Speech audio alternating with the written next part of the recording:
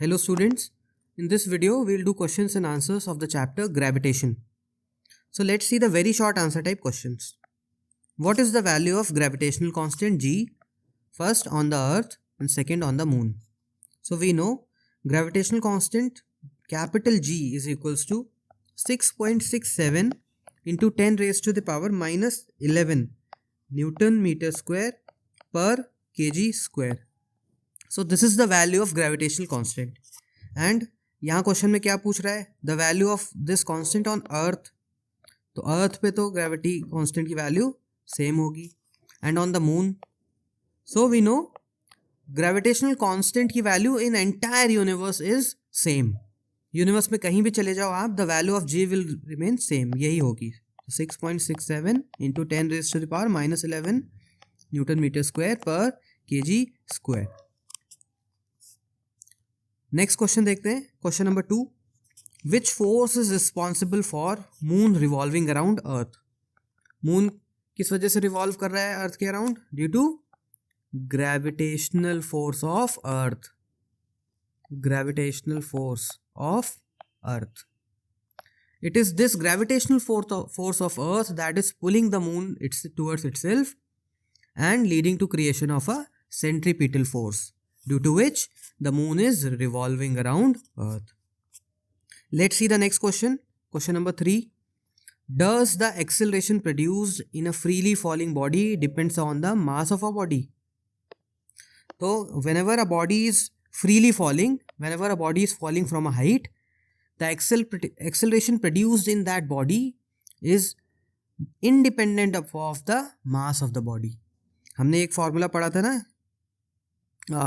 g acceleration due to gravity is equals to g me upon r square. We read this formula. यहाँ g क्या है? Small g is acceleration due to gravity, and this capital G is gravitational constant. This me is mass of earth and r square is radius of earth. तो ये इस equation में देखो, कहीं भी ऐसा वेरिएबल नहीं है that talks about mass of the body. Therefore इसका आंसर होगा acceleration produced in a freely falling body is independent. It is independent on mass of that body. Right? याद करो जो गैलीलियो ने एक्सपेरिमेंट किया था, where he dropped feather on one side and stone on other side in a vacuum chamber. तो दोनों feather as well as rock they reached the ground at the same time. इससे क्या prove होता है? That acceleration due to gravity on both feather and rock is same, and hence the acceleration due to gravity is independent upon the mass of the body. Let's move on to the next question. Question number 4. Name the scientist who gave 3 laws of planetary motion. So 3 laws of planetary motion have been given by Johannes Kepler. Johannes Kepler. So he was a astronomist in 16th century. He gave the laws of planetary motion, जिनको Kepler's law भी कहते हैं.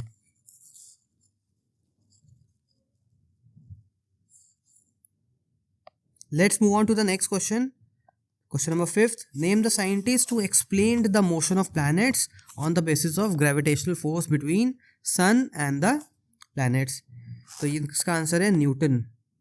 Newton, when he discovered gravity, he explained the motion of various planets around sun. Let's move on to the question number 6. State the Kepler's law, which is represented by a relation r cube is directly proportional to t square. Answer 6. r3 is directly proportional to t square. So this is the third law of Kepler. ये Kepler का third law है. This law states that the cube of mean distance of a planet from the sun is directly proportional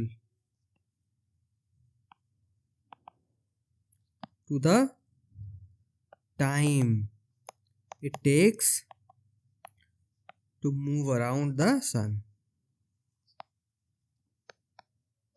Clear? यानी कि जो are cube है that is are cube यहाँ पे क्या है, mean distance of planet, and T क्या है यहाँ पे, ये आर क्यूब नहीं, इसको आर कर लो. What is T? T is the time period of the planet around sun. So this is the Kepler's third law. Let's see the next question. Question number 7. Which of the Kepler's law of planetary motion led Newton to establish the inverse square rule? So Newton ने जब अपना inverse square rule दिया था, वहां पे Newton ने बोला था, लेट्स सी क्या बोला था. Newton said that force is inversely proportional to distance between the objects. इसको इनवर्स स्क्वायर लॉ भी कहते हैं, इनवर्स स्क्वायर लॉ. तो this law was inspired by, या this law led to establishment of Kepler's third law. इस law ने prove कर दिया कि केपलर्स थर्ड लॉ करेक्ट है. R cube is directly proportional to T square. Right? तो इसका आंसर हो जाएगा थर्ड लॉ ऑफ केपलर.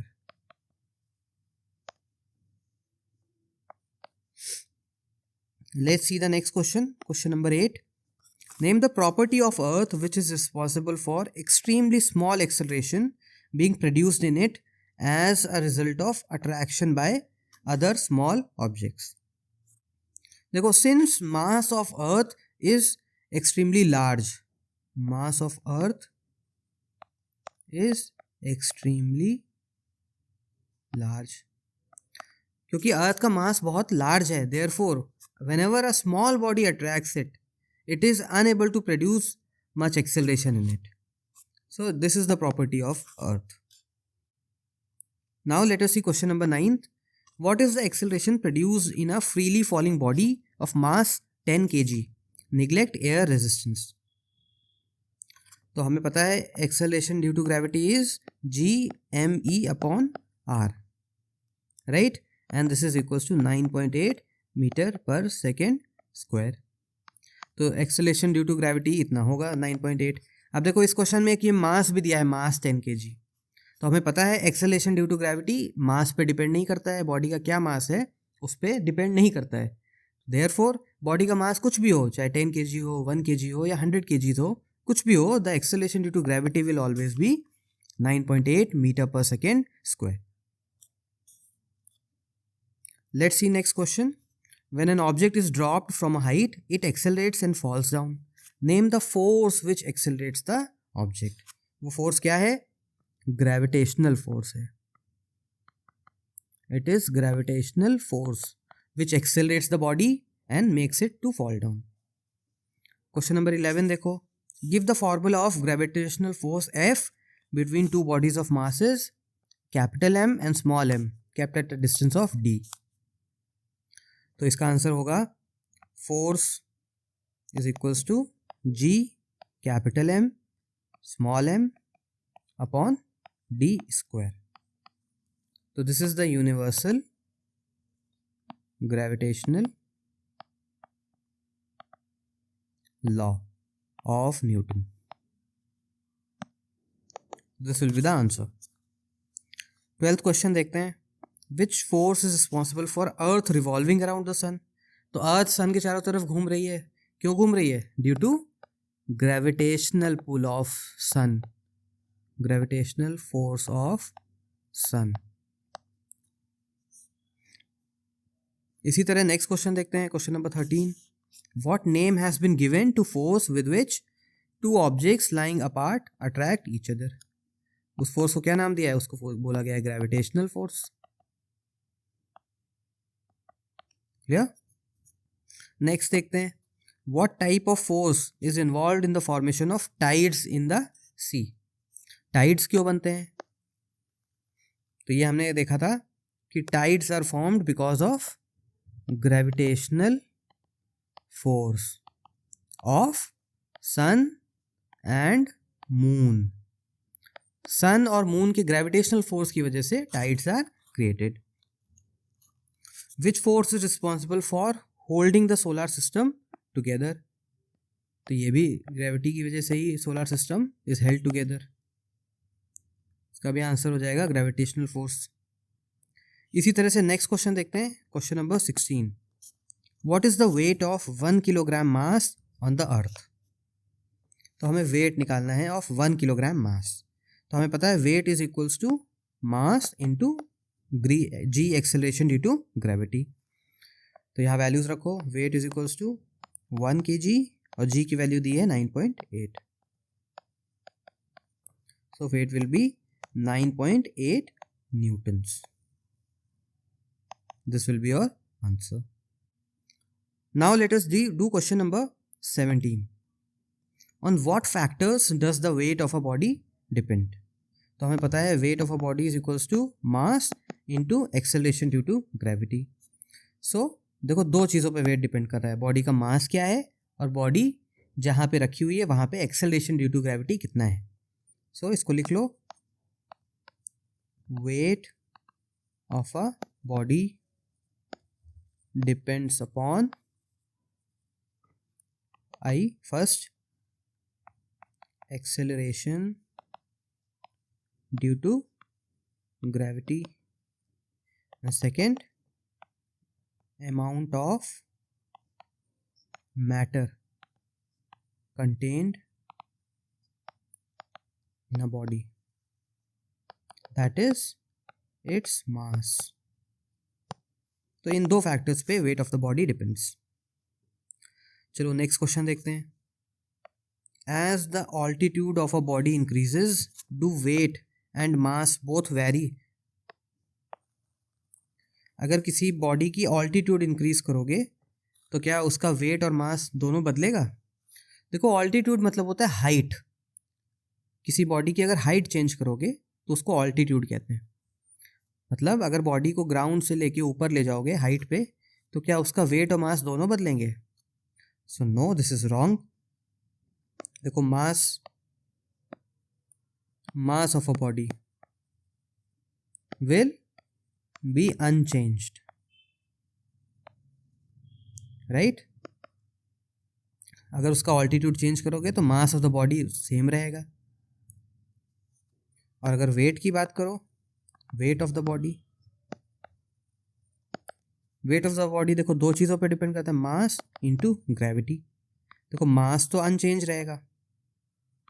अब ये ग्रेविटी जो बचा, क्या ये चेंज होगा हाइट इंक्रीज करने पे? Yes, gravity will be changed. So जितना हम हाइट इंक्रीज करेंगे उतना gravity will increase. Clear? So इस वजह से weight of the body will increase with the increase in altitude. Let's do the next question. Question number 19.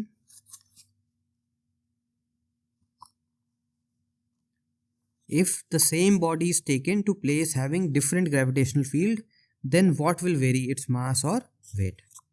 तो इसका answer आपको पता है, only weight will change. Weight. Mass will not change, only weight will change. Next question देखते हैं. Question number 20. If the mass of an object is 10 kg, what is its weight?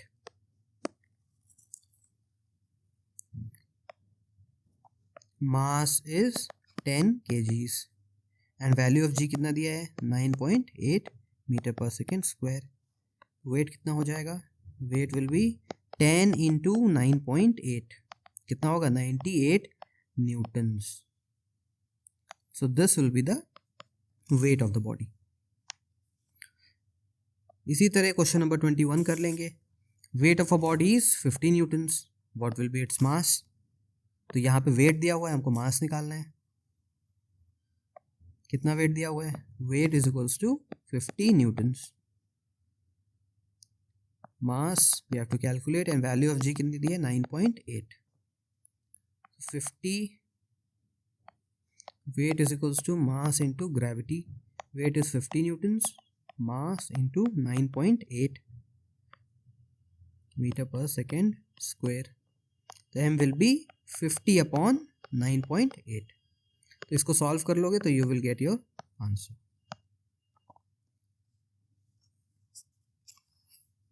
इसी तरह let's see question number 22. A body has weight 10 kg on the surface of अर्थ.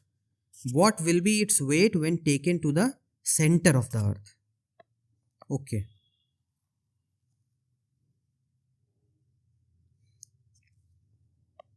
एक body का weight है 10 kg. Clear?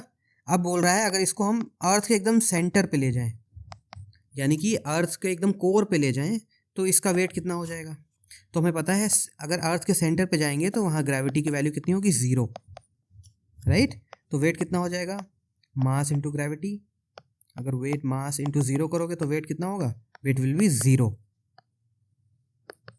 So at the centre of the earth the weight of the body will become 0 because gravity is 0 at the center. Let us see question number 23. Write down the weight of a 50 kg mass on earth. Mass कितना है? 50 kg. Value of g is 9.8. Weight निकालना है हमको, 50 into 9.8. इसको calculate कर लो.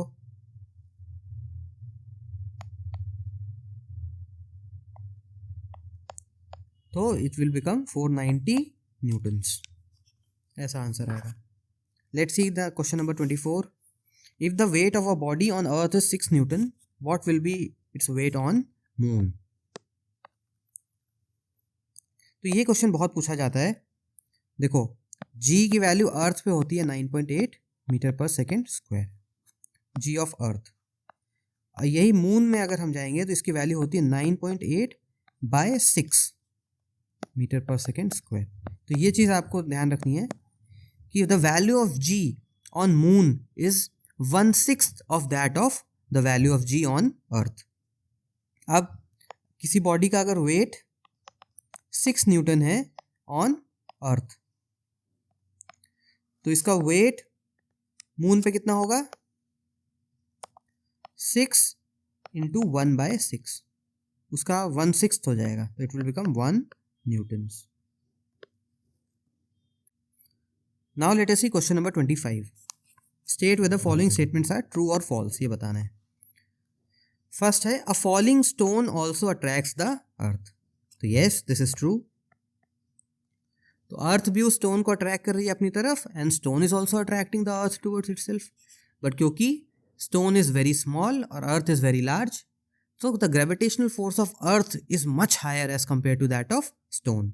इस वजह से अर्थ वहीं पे स्टिल रहती है और स्टोन उसकी तरफ मूव करता है. नेक्स्ट क्वेश्चन देखते हैं. The force of gravitation between two objects depends upon the nature of the medium between them. So this is false. Force हमने पढ़ा था newton's universal law of gravitation में कि फोर्स केवल 2 चीज़ों पर डिपेंड करता है.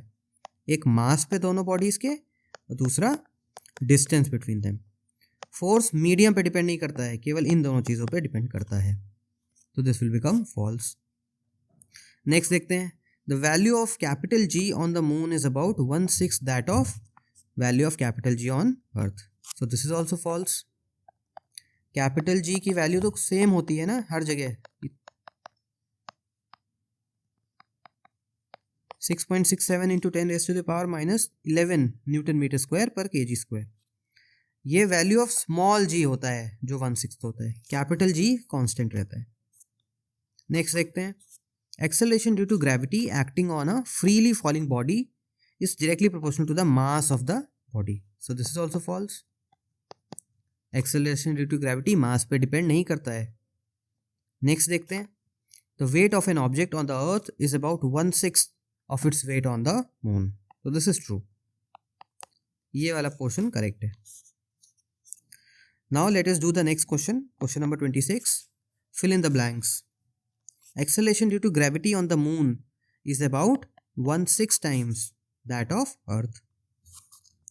इन ऑर्डर, नेक्स्ट देखो, in order that the force of gravitation between the two bodies में become noticeable and cause motion, one of the object must have an extremely large mass. अगर एक बॉडी का मास बहुत लार्ज होगा तभी दोनों के बीच में जो ग्रेविटेशन है उससे मोशन होगा। नेक्स्ट देखो, wait of an object on the earth is about same 1/6 of that of moon. Next देखो, weight of an object on the moon is about 1/6 of that of earth। ये वाला correct कर लो, इससे पहले वाला question number C. इसमें देखो क्या कह रहा है, weight of an object on earth is about 6 times of that of its moon. 6 गुना ज्यादा होगा अर्थ पे weight as compare to the weight on moon. Question number E देखो, the value of the g on earth is about same वही 1/6 of that of earth। next देखो, if the weight of a body is 6 Newton on the moon it will be about, तो अगर moon पे 6 Newton है तो earth पे कितना होगा, 6 का 6 टाइम्स, तो 36 Newton's, 36 Newton's. now let us look at the short answer type questions। question number 27, what is meant by the equation g is equals to g into m upon r square। so let's write this down, g is equals to g into m upon r square। तो हमें पता है g is a acceleration due to gravity, तो इस equation का क्या मतलब है, let's write it down। this means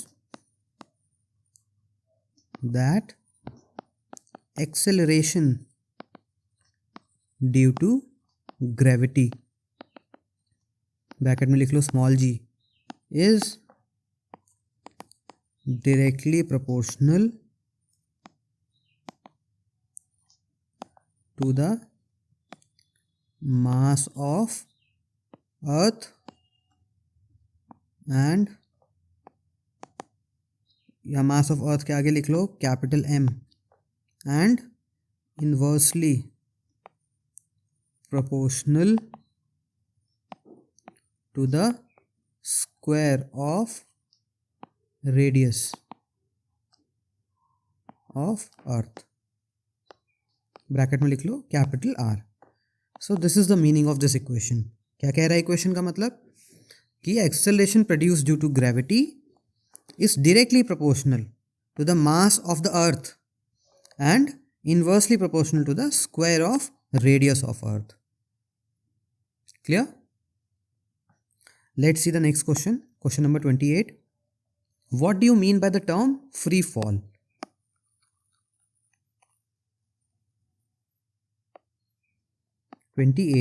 first, what do you mean by the term free fall? so free fall is an object falling under the influence of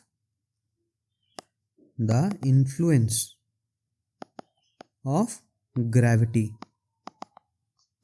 towards the earth। तो free fall का क्या मतलब होता है, जब भी कोई object अर्थ की तरफ फॉल कर रही है ग्रेविटी के इन्फ्लुएंस में आके, तो इसी को फ्री फॉल कहते हैं। नेक्स्ट देखो, during a free fall will heavier objects accelerate more than lighter ones.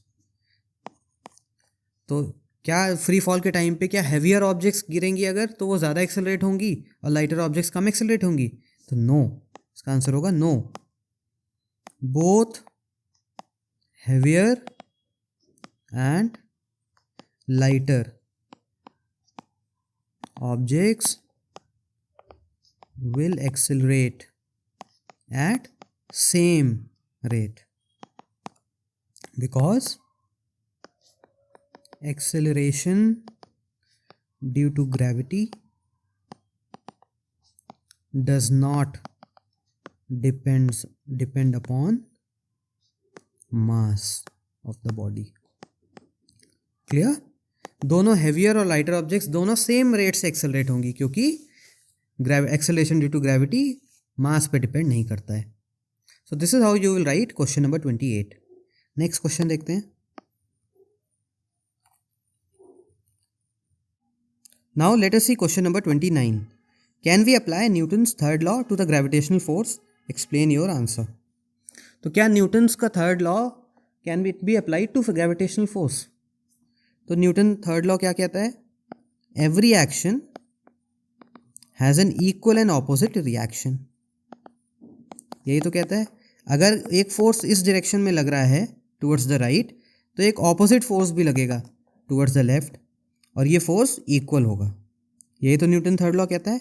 तो क्या ये ग्रेविटेशन के केस में अप्लाई होता है? तो देखो, मैंने बोला था कि अगर दो बॉडी हैं, दोनों के बीच में जो अट्रैक्शन होता है वही ग्रेविटेशनल फोर्स है. तो सपोज ये बॉडी ए है और ये बॉडी बी है. इसका फोर्स एफ ए है और इसका जो फोर्स लग रहा है वो एफ बी है. तो this body A is attracting this body B towards itself, जो कि एफ ए है, and this second body B is attracting this body A towards itself F B. तो यहाँ भी देखो दो फोर्सेस लग रहे हैं ना जो इक्वल एंड ऑपोजिट हैं. So yes, the Newton's third law is applicable in case of gravitational force also. तो इसको लिख लो. Answer 29. Yes, Newton's third law is applicable in case of gravitational force.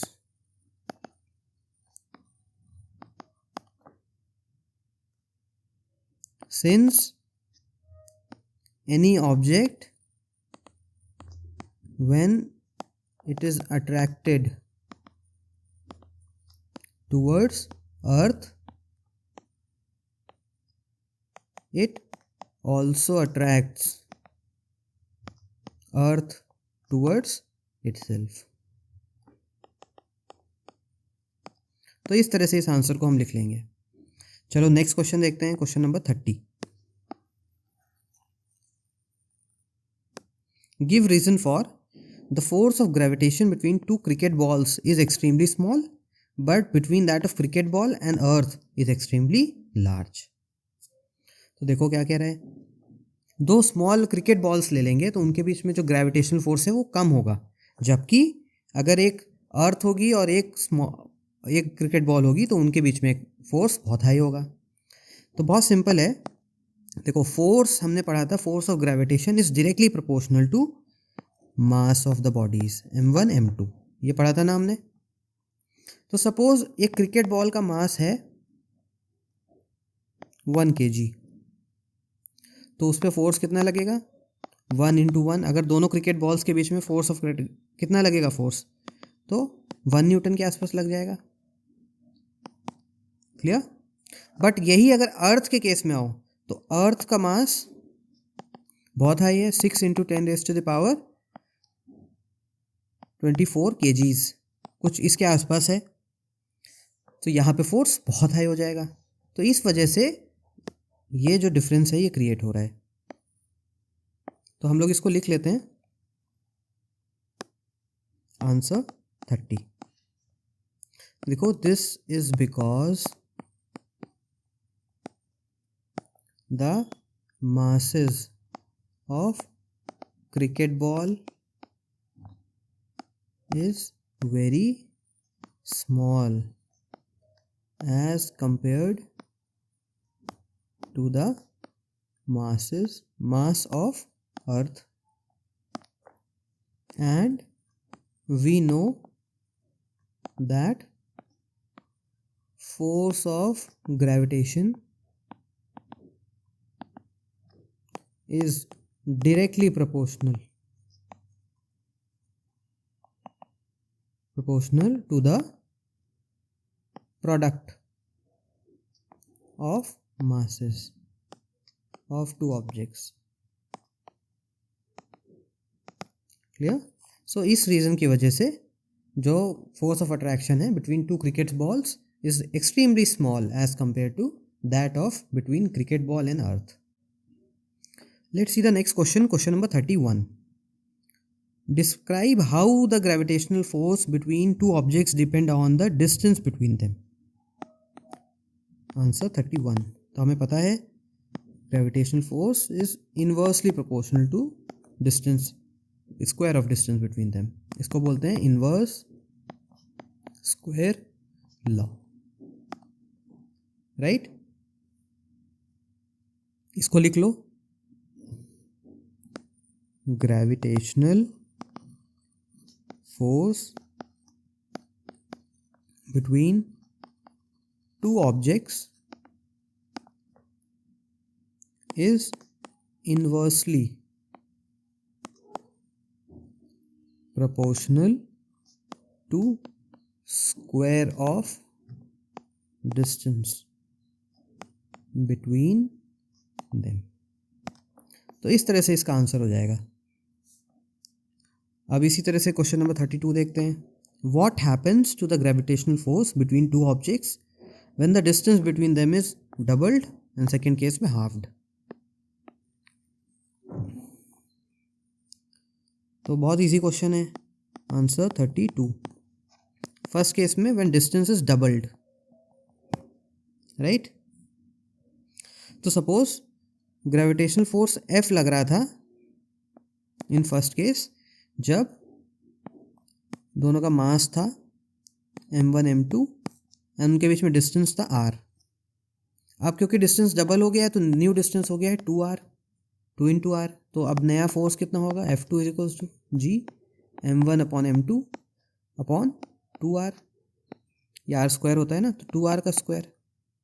अब दोनों का रेशियो ले लो, F1 upon F2, G m1 m2 upon r square upon G m1 m2 upon 2r square. तो ये cut जाएगा.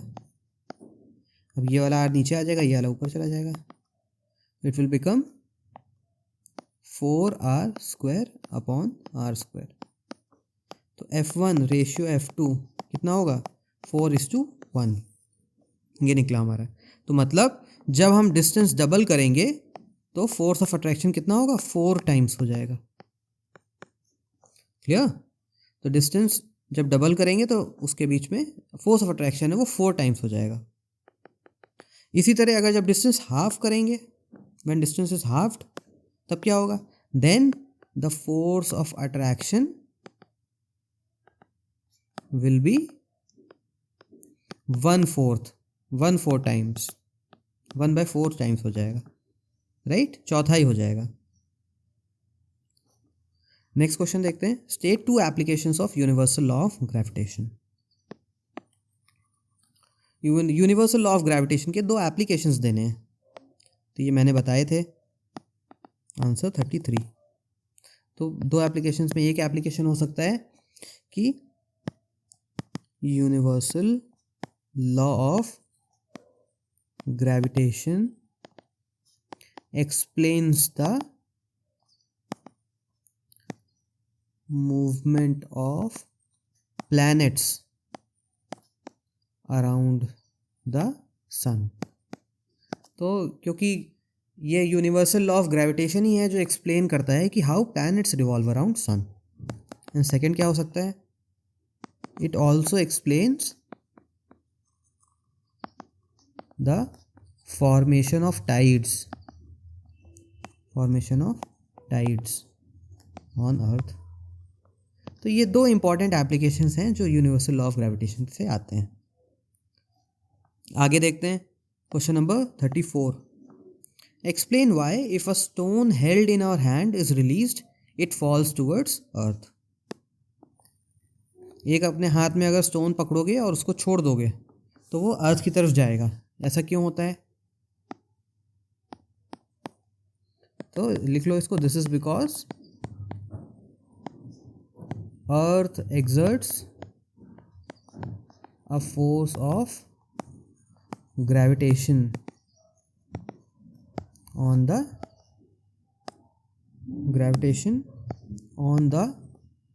stone. When stone is released from our hand,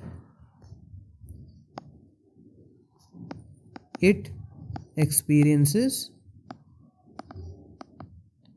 free fall. जब हाथ से स्टोन गिर जाता है तो वो एक फ्री फॉल स्टेट में आ जाता है एंड हेंस इज एक्सेलरेटेड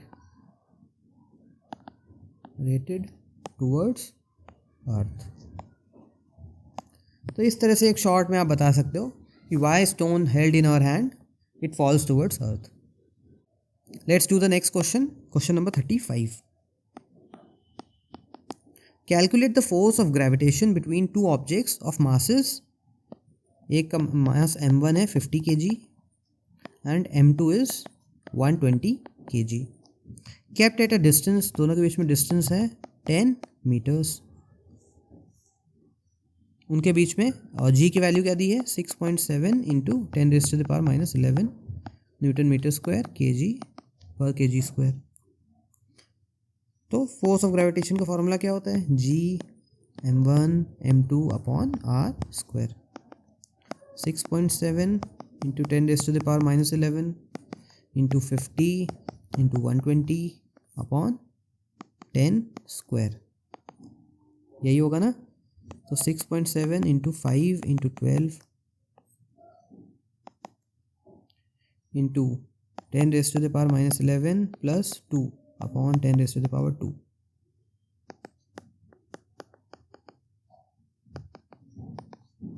इसको सॉल्व कर लो, सो यू विल गेट, ये 2 कट जाएगा, 10⁻⁻11 बचेगा। 12 इंटू 5 60 होता है, 6.7 इंटू 60 इंटू 10⁻⁻11।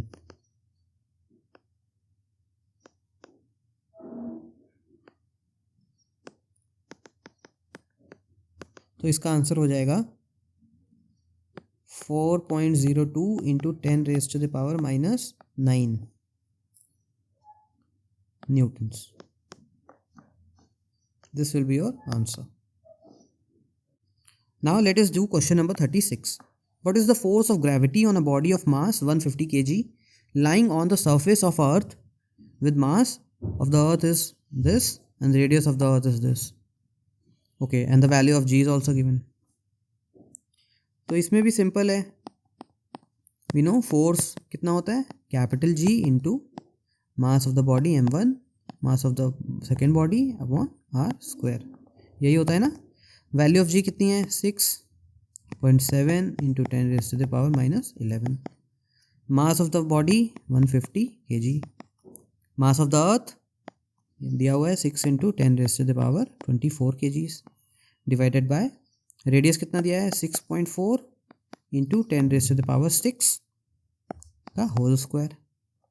अब इसको सॉल्व कर लो, 6.7 into 6 into 150 upon 6.4 into 6.4 into 10⁻⁻11 10⁻24 upon 10⁻12। इसको सॉल्व करेंगे,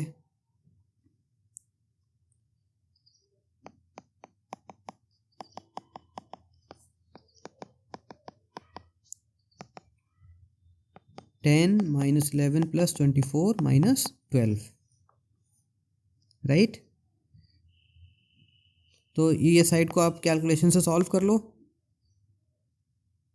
अगर अप्रॉक्सीमेटली इसको सॉल्व करते हैं तो this will go 1 times and this will also go 1 times, तो 150 टू 10⁻1 बचेगा, -23 प्लस 24 होगा तो 1 बचेगा, तो it will become around 1500 newtons. इसी के आसपास कुछ आंसर आना चाहिए, exact answer you try to calculate.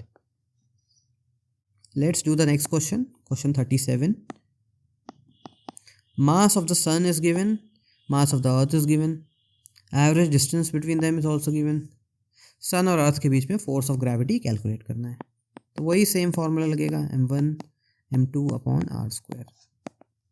Value of g same रहेगी 6.7 इंटू 10⁻⁻11। मास ऑफ द सन कितना है 2 into 10⁻30 kgs। Mass of earth 6 into 10⁻24 kgs divided by distance between them 1.5 into 10⁻8। देखो ये किलोमीटर में दिया है तो पहले किलोमीटर से मीटर में कन्वर्ट करेंगे, तो 1000 से और मल्टीप्लाई कर देंगे 2000, और इस पूरे का square. 6.7 into 2 into 6 upon 1.5 into 1.5 minus 11 plus 30 plus 24 10 raise to the power 8 to 16 होता है प्लस 3 इंटू 3 टू 6। इसको और सॉल्व कर लो।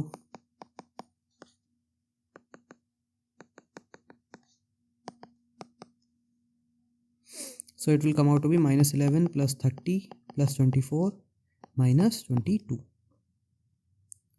So this will become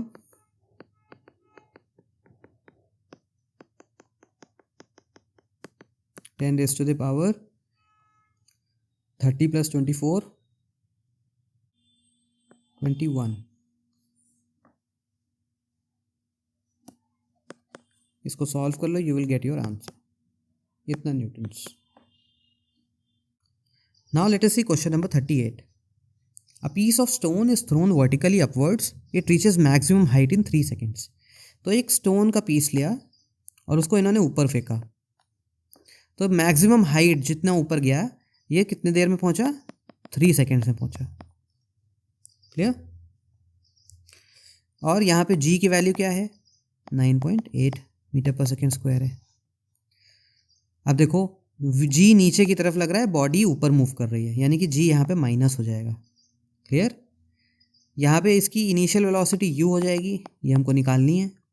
and final velocity मतलब सबसे ऊपर वाले पॉइंट पे वेलोसिटी कितनी थी? रुक गई थी बॉडी, इसलिए 0 हो जाएगी, 0 metre per second square.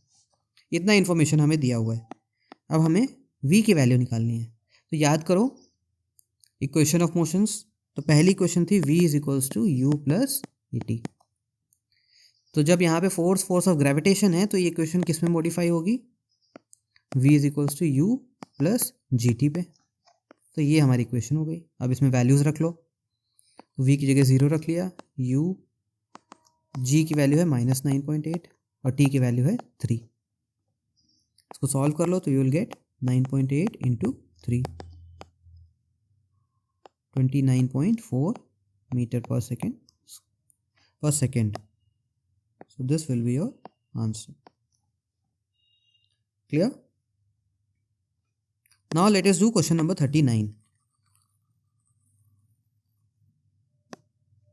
A stone falls from a building and reaches the ground in 2.5 seconds. How high is the building? तो एक बिल्डिंग है, यहाँ से स्टोन नीचे गिरा एंड कितना टाइम लिया उसने? टाइम उसने लिया 2.5 सेकेंड्स। क्लियर? यानी कि इनिशियल वेलोसिटी इसकी हो गई 0। स्टोन की इनिशियल वेलोसिटी 0 हो गई और एक्सेलरेशन ड्यू टू ग्रेविटी कितना है? 9.8 मीटर पर सेकेंड स्क्वायर। हमें क्या निकालना है? h निकालना है, हाइट निकालनी है। तो आप अपनी इक्वेशंस ऑफ मोशन से याद करो। ऐसी इक्वेशन देखो जिसमें t है, u है, g है और h है। सो एक इक्वेशन होती है s is equals to U T plus half A T square. जब ये ग्रेविटेशनल फोर्स लग रहा है तो किस में मॉडिफाई होती है? h is equals to U T plus half G T square, यही होती है ना। यहाँ पे वैल्यूज़ रख लो। हाइट निकालना है हमें, u की वैल्यू है 0 इंटू टाइम की वैल्यू 2.5 प्लस हाफ g की वैल्यू 9.8 इंटू 2.5 का स्क्वायर। तो h will become 9.8 into 6.25 upon 2। इसको सॉल्व कर लो।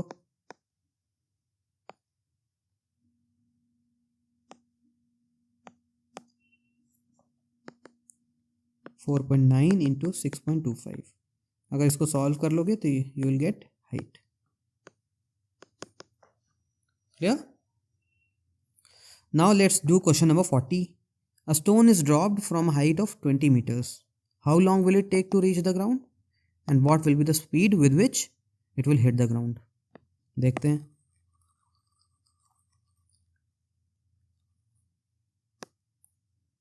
इसमें भी यही हुआ है, एक बिल्डिंग है उसकी हाइट है 20 मीटर्स। इसके ऊपर से एक स्टोन नीचे गिराया गया। अब पूछ रहा है कितना टाइम लगेगा स्टोन को नीचे पहुंचने में। तो हाइट हमारी गिवन है 20 मीटर्स, हमारी यू पता है हमें 0 है, और हमें जी पता है 10 मीटर पर सेकेंड स्क्वायर। हमें क्या निकालना है, हमें टाइम निकालना है। We have to calculate time. तो इक्वेशन ऑफ मोशन याद करो। Second equation of motion S is equals to U T plus half A T square. ये किस में कन्वर्ट होती है, H is equals to U T plus half G T square. इसमें values put करो, 20 meters, 0 into T plus half into 10 into T square. तो it will become 20 meters 5t square. T square is equals to 20 upon 5, 4. T will become 2. So it will take around 2 seconds to fall. This will be your answer of part 1. अब part 2 देखते हैं. What will be the its speed when it will hit the ground? यानी कि हमको value of v निकालना है यहाँ पे, राइट? तो अब यहाँ पे कौन सी इक्वेशन लगेगी? सो यहाँ पे फर्स्ट इक्वेशन लगा देंगे हम लोग, v is equals to u plus g t. v हमें निकालना है, u हमको पता है 0 प्लस g पता है 10 और टाइम पता है हमें, time is 2 seconds. Value of v will be 20 metre per second. So this will be the answer of part 2. Now let us do question number 41. A stone is thrown vertically upwards with a speed 20 meter per second. How high will it go before it begins to fall? तो यहाँ पे क्या बोल रहा है, एक stone लिया और उसको ऊपर की तरफ फेंक दिया। इनिशियल स्पीड कितनी थी इसकी, 20 मीटर पर सेकेंड, यानी कि u की वैल्यू 20 मीटर पर सेकेंड है। अब ये कुछ हाइट पे गया और वहाँ जाके स्टॉप हो गया, फिर नीचे गिरने लगेगा। तो ये इसकी v कितनी हो जाएगी, 0 metre per second. Value of g कितनी दी है, 9.8 मीटर पर सेकेंड स्क्वायर। अब देखो यहाँ पे बॉडी ऊपर जा रही है बट g नीचे लग रहा है, यानी कि g की वैल्यू नेगेटिव हो जाएगी, -9.8 हो जाएगी। सेकेंड थिंग, अब हमको यहाँ निकालना क्या, हाइट निकालना है, ये कितनी हाइट तक ऊपर गया। तो यहाँ पे हम मोशन की इक्वेशन यूज़ करेंगे, थर्ड इक्वेशन यूज़ करेंगे, v square is equals to u square plus 2gh। 0 square is equals to 20 square minus 2 into 9.8 into h। इसको सॉल्व कर लो तो will get 20 into 20 upon 2 into 9.8। इसको सॉल्व कर लो तो it will become 200 upon 9.8। You solve this and you will get your answer. Now let us do question number 42. When a cricket ball is thrown vertically upwards, it reaches a maximum height of 5 meters. Now what is the initial speed of the ball and how much time is taken by the ball to reach the highest point? तो ये भी वैसा ही similar सा question है। यहाँ पे क्या हुआ है 42. So they have taken a cricket ball और इसको ऊपर फेंका, एक ये हाइट पे पहुंच गया, यहाँ पे इसकी वेलोसिटी हो गई 0 मीटर पर सेकेंड। इसकी हाइट कितनी थी है, this is given 5 metres, right. अब पूछ रहा है u कितना था, what is the value of u। यहाँ पे value of g is given 10 metre per second square. अब देखो यहाँ पे body is moving upward but value of g is moving acting downwards, यानी कि g नेगेटिव होगा। अब यहाँ पे कौन सी इक्वेशन यूज़ करेंगे, यहाँ पे we will use third equation, v square is equals to u square plus 2gh। Value of v square is 0 square, u square we have to calculate and minus 2 into 9.8 into height कितनी है 5 metres. u square is equals to, अच्छा यहाँ पे g की value 10 मानी गई है तो इसको 10 कर लो, 20 into 5, u is equals to under root 100। कितना हो जाएगा u 10 metre per second. So this is how you will calculate the initial velocity. अब क्या कह रहे हैं, how much time is taken by the ball to reach the highest point, ये निकालना है. तो इसके लिए दूसरी इक्वेशन यूज कर लो, v is equals to u plus g t. इसको यूज कर लो. v अभी हमने कैलकुलेट किया, नहीं v हमको पता है 0, u हमने कैलकुलेट किया 10, g की वैल्यू -9.8 एंड t ये कैलकुलेट करना है हमें. rather g की value is also 10. So t will become 1 second. So this will be your answer. So this is how question number 42 will be done. Let's see the next question, question number 43. What is the differences between mass and weight of an object? तो ये बहुत direct question है. This is given in the book, so you do it yourself. You make a table. One side you write mass and other side you write weight, and you state the differences. Let's see the next question, 44. Can a body have mass but no weight? क्या ऐसा हो सकता है एक body में मास हो पर wait ना हो? Yes, this can happen. कब होगा ये? सपोज एक बॉडी है, उसका मास है 10 kg. इसको अगर आप स्पेस में ले जाओगे तो स्पेस में ग्रेविटी कितनी होती है? जी की वैल्यू 0 होती है. तो वेट कितना हो जाएगा? 10 इंटू 0 यानी कि 0. तो स्पेस में अगर ये बॉडी जाएगी तो it will have 0 weight. तो yes, the body can have mass but no weight. तो इसको लिख लेते हैं हम लोग. Answer 44. Yes, a body can have mass but no weight when it is taken to a position where value of acceleration due to gravity bracket में small g is 0. So this is how you can write this answer, 44. Now let us do question number 45. A force of 20 newtons acts upon a body whose weight is 9.8 newtons. What is the mass of the body and how much is the acceleration acting on it? तो बहुत easy question है. Weight of the body is 9.8 newtons and value of g is 9.8 meter per second square. We know weight is equals to mg. 9.8 m into 9.8. m will become 1 kg. तो इस तरह से हमने मास निकाल लिया. अब कह रहा है उस पर एक 20 न्यूटन्स का फोर्स लग रहा है, 20 न्यूटन्स. तो एक्सेलरेशन कितना होगा? We know F is equals to m into a. Force is 20 newtons, mass is 1 kg. तो एक्सेलरेशन कितना हो जाएगा? 20 मीटर पर सेकेंड स्क्वायर. तो this will be your second answer. तो इस तरह से will do question number 45. Let's see question number 46. A stone resting on a ground has gravitational force 20 newtons acting on it.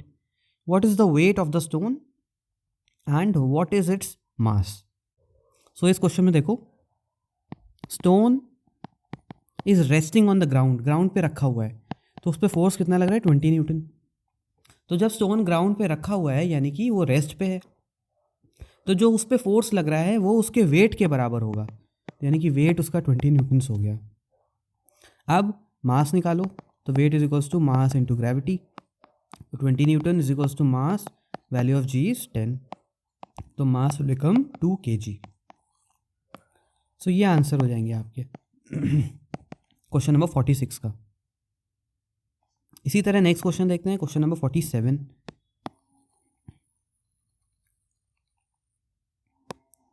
An object has mass 20 kg on earth. What will be its mass and weight on the moon? Answer 47. मास कितना है object का? 20 kgs. तो first part, mass on moon. तो हमें पता है अर्थ और moon पे मास सेम रहेगा, मास डिपेंड नहीं करता कि बॉडी कहाँ जाए.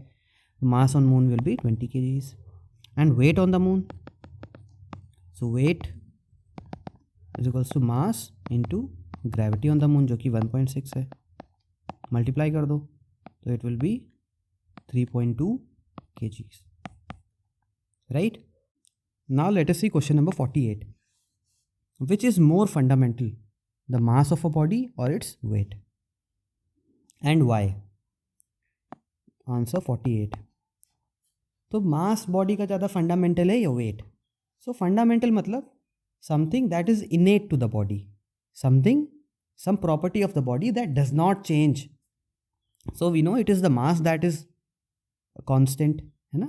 So इसका आंसर लिख लेते हैं. Mass of the body is more fundamental because it doesn't change from place to place. Right? तो इस तरह से इस आंसर को लिख सकते हैं हम. How much is the weight of an object on the moon as compare to the weight on the earth? तो हमें पता है किसी भी ऑब्जेक्ट का वेट मून में 1/6 हो जाता है as compare to its weight on the earth. ऐसा क्यों होता है? Because acceleration due to gravity on moon is 1/6 times that of earth. तो इसको लिख लेते हैं. Answer 49. Weight of an object on moon is 1/6 times of that on earth. This is because acceleration due to gravity on moon is 1/6 times as that of earth. So ये short सा reason हो गया कि why the weight of an object is 1/6 times when it is on moon.